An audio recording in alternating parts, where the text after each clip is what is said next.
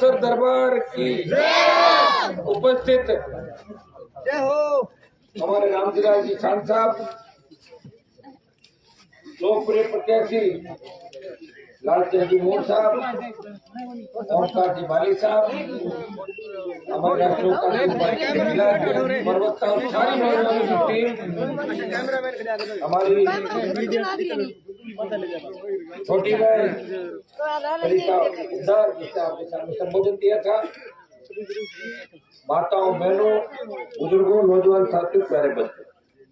अरे सर जाटान गांव के अंदर मैं जब यूनिवर्सिटी का प्रेसिडेंट था और जब बलदेव जी की शादी थी उसमें आया था ठंड में 22-23 साल के लिए आया था। बहुत बड़ा बदलाव अब देखने को मिला। शिक्षा के क्षेत्र में भी चूरू के इलाके और नागौर के इलाके ज्यादा आगे नहीं थे, हमसे शेखावाटी बहुत आगे था शिक्षक यूनियनों, लेकिन हम ईश्वर की कृपा से हमारे बेटे बेटियां पढ़ लिख के अच्छे पदों पर जा रहे हैं, नौकरियां भी लग रही है। बाहर भी आप जाके देखोगे, मैं पिछले दिनों बेंगलोर, मद्रास, सूरत, मुंबई गया, हमारे लोग हजारों लाखों की तादाद के अंदर वहाँ मजबूती के साथ कौम का नाम रोशन कर रहे, लोगों को रोजगार भी दे रहे और अपने बलबूते पे वो आगे बढ़े। काश हमारे नेता अगर सोचते इन इलाकों के विकास के बारे में तो 50-60 साल पहले सरदार शहर की धोरा धरती में तारानगर, नागौर, जोधपुर, बाड़मेर के इलाकों में, शेखावाटी इलाकों के अंदर अगर सिंचाई का पानी 50-60 साल पहले आता तो हम पंजाब की तरह हमारी जमीनें सोना उगलती और हमारे बेटे बेटियां भी इंग्लैंड, अमेरिका और जर्मनी में पढ़ते। लेकिन हमारे नेताओं की सोच उस समय पता नहीं क्या हो गया था, सोच को नहीं तो मुख्यमंत्री बन पाए और नहीं हमें मजबूत कर पाए और नहीं शिक्षा की क्रांति यहाँ पर लाए। उनकी वजह से धीरे धीरे किसान कौम राजस्थान में कमजोर पड़ गई और किसान राजनीति सरदार शेर की हाशिए पे चली गई। कहा तो चौधरी कुंभाराम आर्य, कहा दौलतराम जी सारण सरी के बड़े नेता हुआ करते थे और कहा चूरू के अंदर दूसरे नेताओं ने कमान संभाल ली चूरू जिले की। किसान चूरू में तकलीफ में पड़ गया। किसान कौम का वोट होते हुए दूसरों की तरफ देखना पड़ता है, टकटकी लगाए, दूसरों को मंत्री जी कहना पड़ता है, दूसरों को नेताजी कहना पड़ता है। तो भाइयों, सरदार शहर के अंदर 18 के अंदर राष्ट्रीय लोकतांत्रिक पार्टी चुनाव लड़ी, छोटे भाई बलदेव जी को लड़ाया था चुनाव। उस समय मैं सरदार शहर के अंदर एक सभा कर गया था, गाँव गाँव नहीं आ पाया था क्योंकि उस समय पूरे राजस्थान में चुनाव थे और मेरे भरोसे 57 उम्मीदवार राजस्थान में चुनाव लड़ रहे थे। 59 जगह मैंने उपस्थित दर्ज कराई। खींवसर के अंदर खींवसर की जनता ने कहा हनुमान जी आप एक सभा करो, हम आपको जिता देंगे, आप राजस्थान संभालो। भाइयों, 3 विधायक जीते, इसमें 2 शेड्यूल कास्ट के विधायक थे, एक में खुद जीता और कई जगहों मजबूती से नौजवान नेता तैयार हुए, यादव समाज के नेता तैयार हुए, गुर्जर समाज से हुए, मीणा समाज से हुए। मैंने तमाम जातियों को टिकट दिया 18 के अंदर और 19 जब आया तब मैंने कहा मुझे क्या करना चाहिए, तो नौजवानों की आवाज आई कि आपको मोदी के साथ गठबंधन करना चाहिए। मैंने भाइयों मोदी के साथ गठबंधन किया और नागौर की सीट से मैं एमपी बना, दिल्ली गया और दिल्ली के अंदर मुझे पता है 6-8 महीने जब चला कोरोना काल आ गया और किसान विरोधी तीनों मिल दिल्ली की सरकार लेकर आई। तब यहाँ के किसानों ने कहा, पंजाब, हरियाणा, राजस्थान के इलाके के किसानों ने कहा, किसान के बेटों ने कहा हनुमान जी आप मोदी की गोदी में बैठ गए, छोड़ो मोदी को, मोदी किसान विरोधी है। भाइयों, किसान के बेटे तो देश की लोकसभा में कई और हैं, आपके यहाँ से भी किसान का बेटा है, सीकर से भी किसान का बेटा है, झुंझुनू से भी किसान का बेटा है, बाड़मेर से भी किसान का बेटा है, हरियाणा से भी, उत्तर प्रदेश से भी। लेकिन गुस्सा किसी को नहीं आया। जब किसान कौम तकलीफ में थी देश के अंदर, एक ही व्यक्ति सत्ता छोड़ के सड़क पे आया, वो नागौर का सांसद था जिसने मोदी की सत्ता को ठोकर मारी और अपने भाइयों का साथ देके 70% नेशनल ऑयल काम करके सड़क पे खड़ा। मैंने जब पार्टी बनाई थी तो एक ही बात कही थी, ये पार्टी जवान और किसान की पार्टी है। जब भी जवान किसान को मेरी आवश्यकता पड़ेगी मैं हमेशा सड़क पे मिलूंगा। और भाइयों, राजस्थान के अंदर आप देख रहे हैं कि कांग्रेस का राज है, कांग्रेस 2 धड़ों में बटी हुई है। पायलट सीएम बनना चाहता है, गहलोत रहना चाहता है, बीजेपी बिना दूल्हे की बारात है, 12 दूल्हे और एक लुटेरी दुल्हन भारतीय जनता पार्टी के अंदर है। तो आप ये बताएं कि बारात कहाँ पे तोरण मारेगी जब इनका दूल्हा दुल्हन का हिसाब किताब नहीं, कौन जाएगा तोरण मारने? ये भारतीय जनता पार्टी की स्थिति है। विपक्ष की भूमिका बीजेपी नहीं निभा रही है। 4 साल के अंदर हर पेपर आउट हुआ राजस्थान के अंदर, भारी भ्रष्टाचार हुआ, मंत्रियों पे विधायकों पे हत्या लूट बलात्कार के आरोप लगे उनके परिवारों पे, लेकिन बीजेपी चुप रही। लंपी से गौ माता खत्म हो गई, कोरोना से हमारे नौजवानों ने दम तोड़ दिया, टिड्डी ने फसलें बर्बाद कर दी, लेकिन भारतीय जनता पार्टी के मुंह पे ताला लगा हुआ है। वो तो कह रहे हैं कि मोदी की हवा चलेगी और हम सबको मोदी जीता के रह जाएगा, और नारे लगाते हैं मोदी तो मुमकिन है, मोदी तो मुमकिन है। तो मैंने कहा मोदी मुमकिन हुआ तो नहीं क्यों? जब मैं 13 का चुनाव लड़ रहा था तो नरेंद्र मोदी ने 2 सभाएं की थी मेरे खिलाफ, कितनी? 2 सभाएं, और दोनों सभाओं करने के बाद भी भारतीय जनता पार्टी की जवान जब्त हुई थी खींवसर सीट में 2013 का। मोदी है तो मुमकिन नहीं है, किसान और जवान है तो मुमकिन है।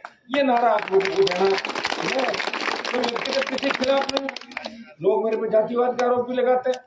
हाँ, मैं जिस जाति से आता हूँ उस जाति को आगे बढ़ाने की बात करता हूँ, लेकिन साथ साथ में ये भी बात करता हूँ कि जाट, मुस्लिम, मेघवाल, यादव, गुर्जर, मीणा, तमाम जातियों को जब तक आगे नहीं बढ़ाएंगे तब तक राजस्थान में उस देश का विकास नहीं हो सकता।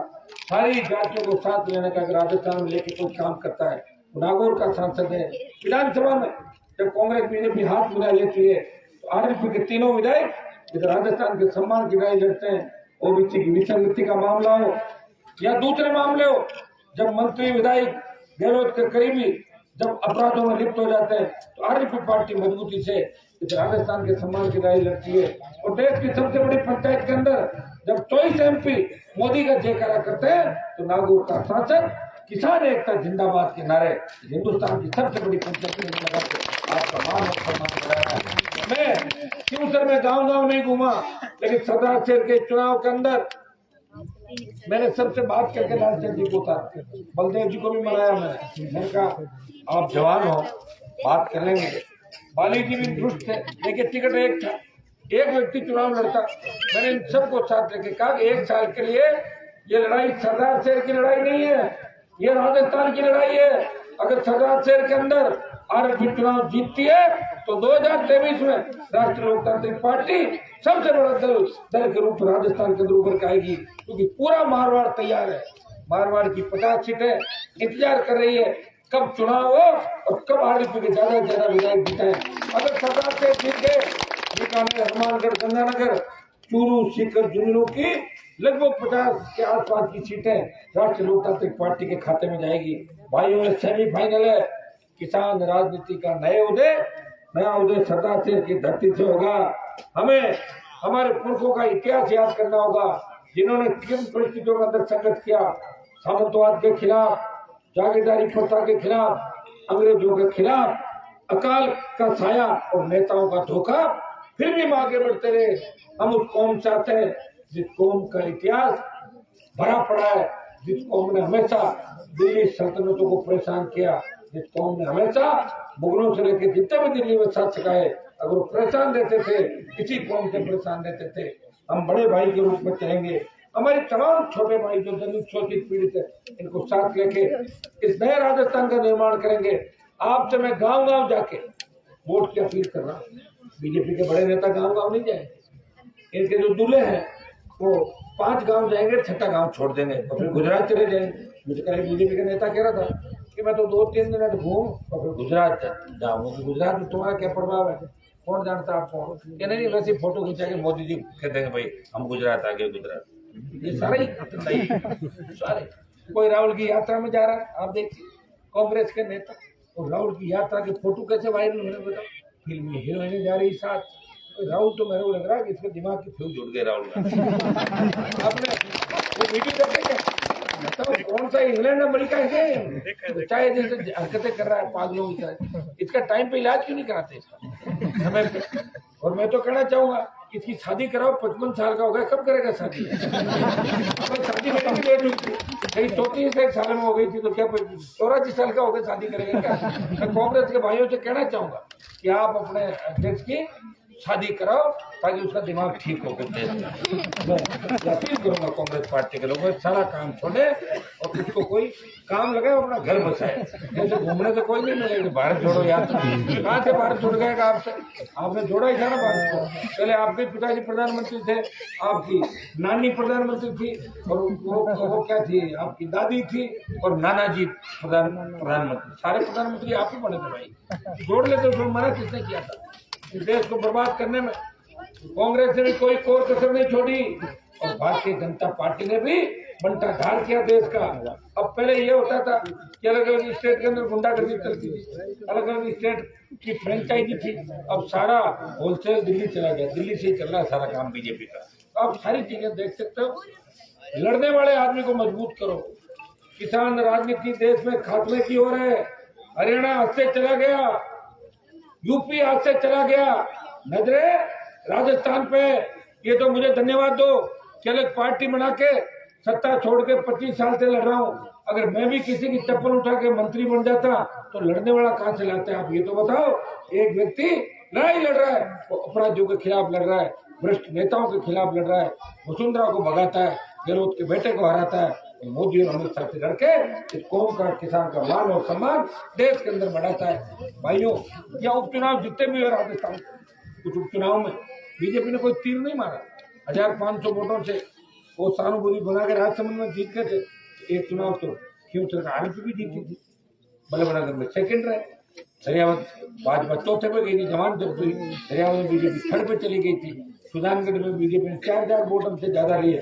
सरदार शहर के अंदर एक दल को तीसरे तो धकेलना ही धकेलना है, लेकिन राष्ट्रीय लोकतांत्रिक पार्टी को चुनाव जिताना है। हर व्यक्ति तय कर ले कि हमारा एक भी वोट पीछे नहीं रहेगा, वो हर वोट बूथ तक जाएगा। अगर इधर उधर गए वोट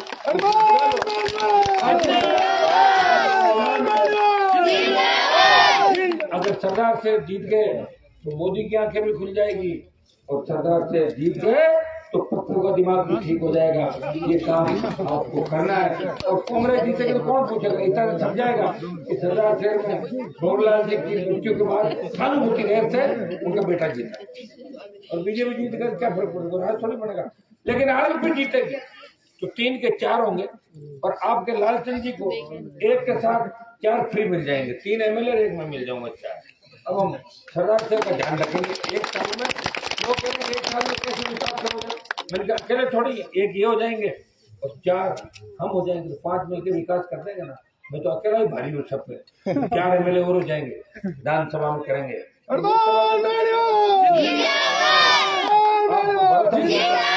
बहुत लेट भी चल रहा हूँ, 3-4 घंटे में लेट हो गया। मुझे लग रहा है कि मेरी जिंदगी में लेट सब जुड़ गया। मेरी भी शादी बहुत लेट हुई थी, वो कह रहा था राहुल की करवा दो, तो मैं, लेकिन राहुल तो मेरे से भी 18-17 साल आगे निकल चुका था। तो लग रहा एक्सपायरी डेट हो गई उसकी दौरान। तो भाइयों, आप सब राष्ट्रीय लोकतांत्रिक पार्टी का ध्यान रखना। ये बोतल वसुंधरा की दारू वाली बोतल नहीं है, ये पीने के पानी की बोतल है। जब मेहमान आता है तो हम बोतल का पानी लाते हैं, स्वच्छ पारदर्शी शुद्ध पानी। आप ये बताएं, आजादी से 70 साल 75 साल बाद मोदी बड़े बड़े होर्डिंग लगवा रहा है 75वां अमृत महोत्सव। अरे पानी तो पिला नहीं रहे लोगों को। 75 साल बाद गरीब आदमी जहाँ भी जाते हैं बिजली पानी की बात करता है, रोजगार की बात करता है। आप प्रधानमंत्री उससे जरूर योजना से घर बनाते हो लोगों के, तो क्या हो जाएगा घर बना के? बताओ मुझे। कहाँ से बिजली लाएगा, कहाँ से पानी लाएगा, कहाँ से उसको रोजगार मिलेगा? इस देश को कमजोर करने का काम ये दोनों पार्टियां करिए। फ्री बांट रही है, ट्यूबलाइट ले लो, 500 रुपए ले लो, 200 रुपए फ्री के दे दो। इससे कोई देश आगे नहीं बढ़ेगा। रोजगार उत्पन्न करो, नए उद्योग राजस्थान में लगे। सरदार शहर इलाके के अंदर खेत खेत सिंचाई का पानी है, बिजली की व्यवस्था हो, अस्पताल ठीक हो, सड़कें बने गांव गांव, और आपस में हमारा भाईचारा बढ़े। यहाँ तो कहाँ ये इलाके शांत हुआ करते थे, और कहाँ किसान के बेटे कलम की जगह हाथ में बंदूक लेके किस तरह एक दूसरे को मार रहे हैं राजस्थान के अंदर। कौन करवा रहा है ये काम? आप भी जानते हो। तो किसान विरोधी ताकतें तो हमारे बड़े बड़े बच्चों के कंधे पे बंदूक रख के शिकार कर रही है और राज कर रही है, और अपनी बातों को समझ नहीं पा रहे। अब की बार अपनी ताकत को पहचानो। मैं गांव गांव इसलिए घूम रहा हूँ जिस तरह बजरंगबली को जब ताकत याद दिलाते थे तो पहाड़ उठाकर बजरंगबली ले जाते थे। तो सरदार शेर के किसान के बेटों को उनकी ताकत याद दिलाने आपका भाई सरदार शेर के गांव गांव ढाणी ढाणी घूम के सर्व समाज से अपील करता है, किसानों से अपील करता है कि इस बार आपको खुद की पार्टी को जिताना है। पहले हम नारे लगाते थे, हरियाणा की कोई पार्टी आती थी, कभी चुनाव चिन्ह कोई सा आता था, कभी यूपी की आती थी, उनका चुनाव चिन्ह कोई और होता था। हमने यूपी हरियाणा के नेताओं के नारे लगाए, लेकिन भाइयों मुझे धन्यवाद दो कि मेरे साथ जो संघर्ष किया जवानों ने, किसानों का आशीर्वाद से पार्टी बनाई जिसका रिमोट कंट्रोल राजस्थान के किसान के बेटों के पास है। राजस्थान के किसानों की पार्टी है, जिस पार्टी ने देश में नई हलचल पैदा कर दी। मैंने हरियाणा में अपने लोगों को डिस्टर्ब नहीं किया, यूपी में मेरे समाज के लोगों को, किसानों को तकलीफ नहीं दी। लेकिन जब 23 का चुनाव आएगा, कोई हरियाणा से आएगा दलाल बन के, कोई यूपी से आएगा राजस्थान को डिस्टर्ब करने के लिए, लेकिन आप हिम्मत रखना, हनुमान बेनीवाल की हिम्मत कभी नहीं टूटेगी। मैं टूट सकता हूँ लेकिन झुकूंगा नहीं, और आपका सम्मान मान इस देश के अंदर मजबूती के साथ बढ़ाता रहूंगा। किसान को उनको आगे लेके जाऊंगा और सबको साथ लेके चलूंगा।